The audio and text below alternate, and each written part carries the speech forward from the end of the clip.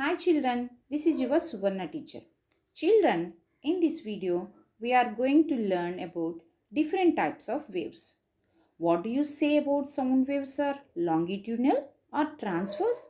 And how sound waves are propagated throughout the medium in the form of longitudinal waves. Children, first know, let us about types of waves.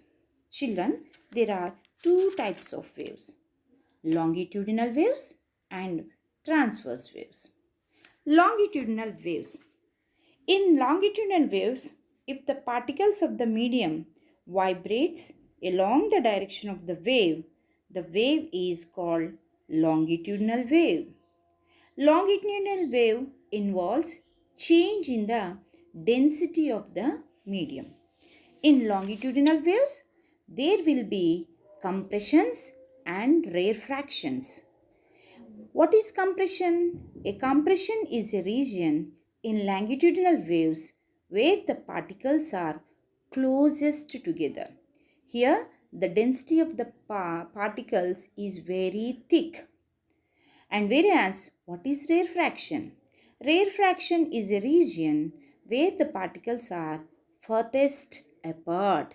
That means the density of the particles is little less denser. And what are transverse waves? Transverse waves are the waves in which the particles of the medium vibrate perpendicular to the direction of the wave. Then the wave is called a transverse wave.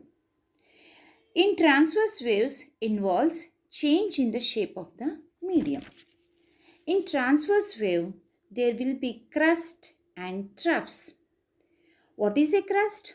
A crust, or it is also called as peak, is the highest point in the medium rises to, and trough is the lowest point to the medium sinks to. So these are the two types of waves. There are two types of waves, longitudinal waves and transverse waves. Children, let us see the differences between the two waves, that is longitudinal waves and transverse waves.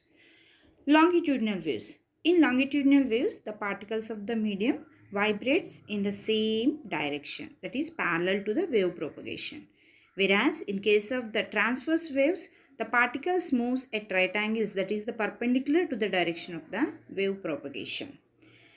These waves are possible in all mediums in case of longitudinal waves, but transverse waves, these are possible only in solids only. In longitudinal waves, there will be compressions and rarefactions, whereas in transverse waves, these waves consist crust and troughs. So that's all for the different kinds of waves. So children, I think you are very clear about the different kinds of waves. Thank you children.